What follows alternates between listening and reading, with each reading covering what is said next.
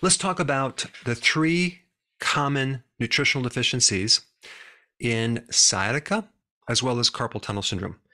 Now, sciatica can really be a pain in the butt, literally. You have this pain that goes right on the back of the leg, and it can really affect someone if they're sitting or driving. And carpal tunnel syndrome can be a big issue.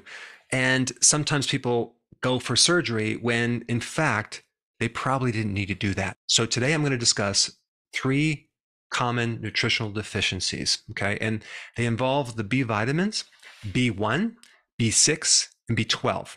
So we're going to discuss a little bit on how to differentiate if your problem is more of a B6 deficiency or a B12 deficiency or a B1. But these 3 vitamins are intimately involved in the nervous system, and especially sciatic nerve and carpal tunnel syndrome, which is pain or numbness in your wrist. So I want to just dive right in. Let's first start with vitamin B6. It's called pyridoxine.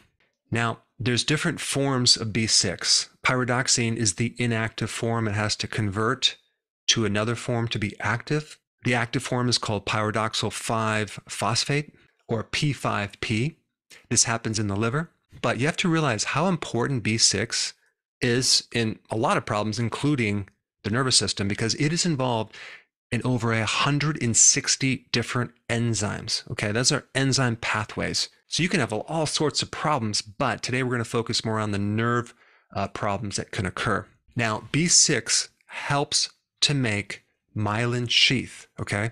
That's one thing it does. Myelin sheath is the coating around the nerve. And when you lose that coating, the nerve stops working. You start having symptoms like burning, numbness, tingling, pain, because that nerve keeps everything going, keeps the nerves flowing. And so the protein that builds myelin, which is a type of fat insulation, is dependent on B6, as well as B6 helps produce neurotransmitters, those nerve communications that travel through the nervous system, which is a little different than hormones. Hormones travel through the blood. As far as B6 is concerned, the 2 big ones are serotonin and dopamine. B6 is especially important in protecting the nerve integrity, specifically the sensory nerves, okay, more than the motor nerves. So there's 2 types of nerves, one that controls the muscle movement, and there's also the sensory nerve that has everything to do with pain and different sensations, like it can produce burning pain or numbness, or which is the lack of pain. Anything that you can feel is more of a sensory nerve.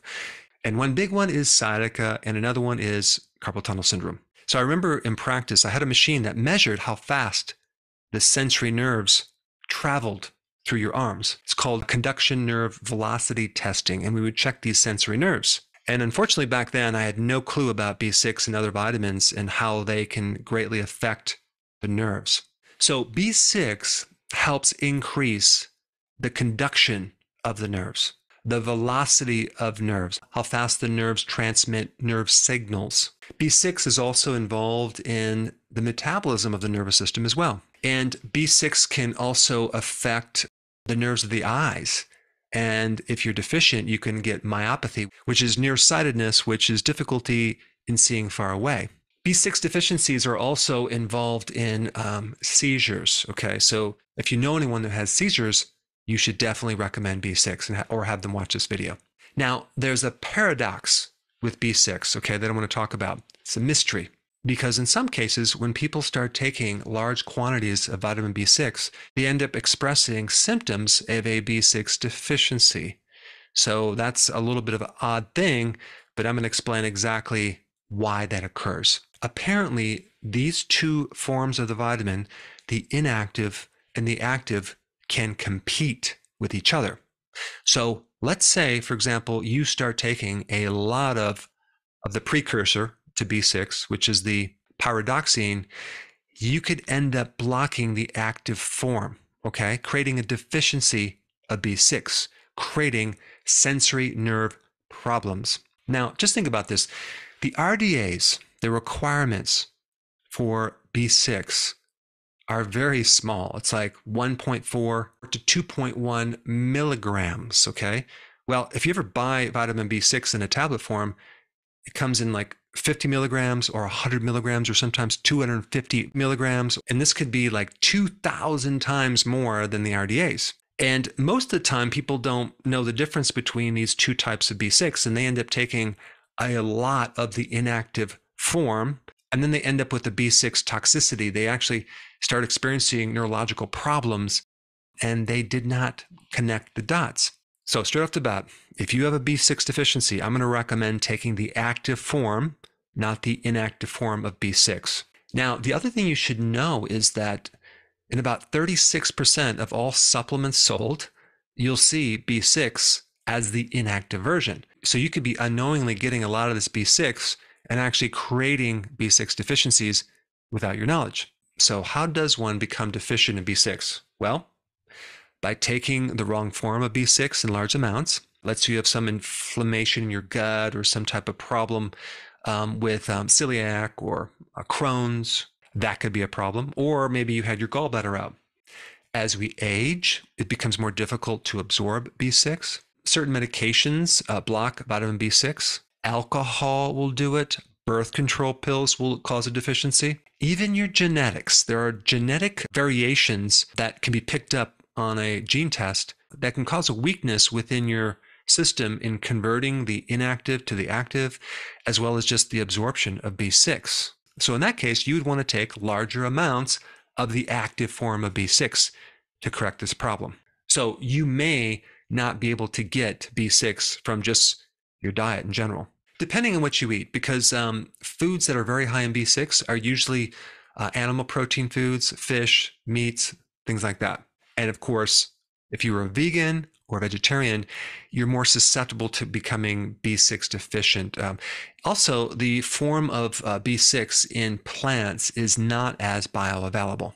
Now, if you're a smoker, if you're a diabetic, you could be deficient in B6. If you drink a lot of coffee, let's say you drink over 4 cups of coffee a day, you can be deficient in B6. The next most important vitamin involved with nerve problems is B12. I've done lots of videos on this topic. It's very, very insidious because it can sneak up on you. And by the time you know you have a B12 deficiency, potentially it could be too late because it can create some serious damage. But when you think about B12, you want to think about myelin, okay? Myelin sheath.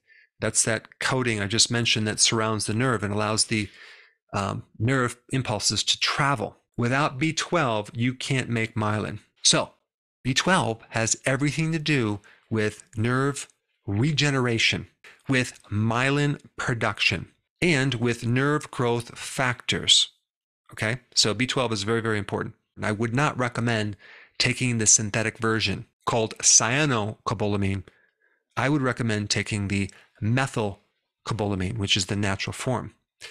Now, virtually the same reasons why you are deficient in B6 could be the same reasons why you're deficient in B12, like drinking too much alcohol, being a diabetic, having malabsorption, birth control pills, definitely genetics, which is very, very common. But there's some other things as well, like, for example, not having enough stomach acid.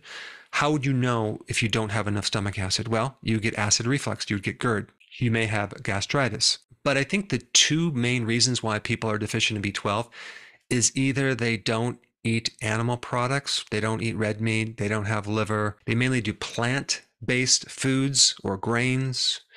And the other reason is genetics. I've been diving into DNA recently, and boy, B12 deficiency is a common problem with so many people.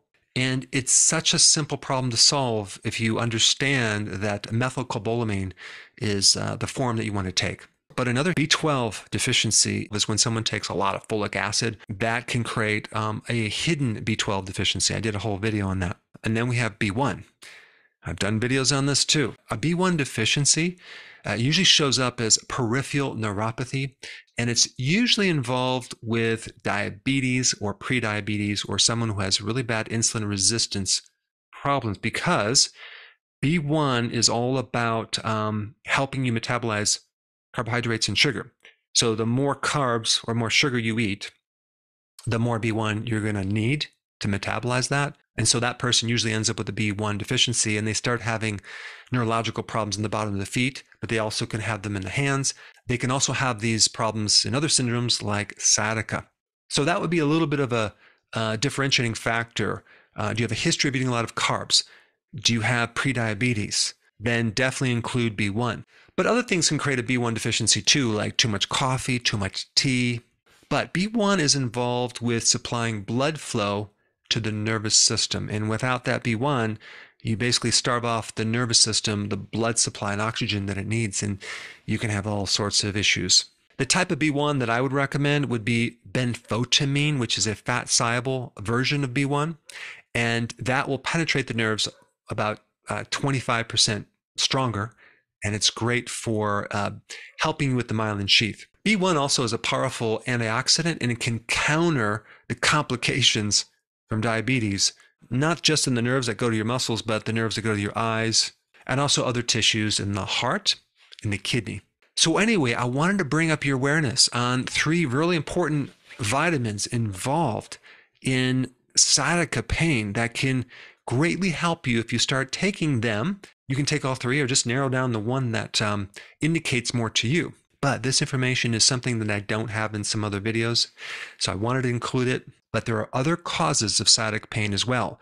And one is that you lost the normal curve of the lower back. And if you have not seen that video, okay, with a simple solution, I put it up right here. Check it out.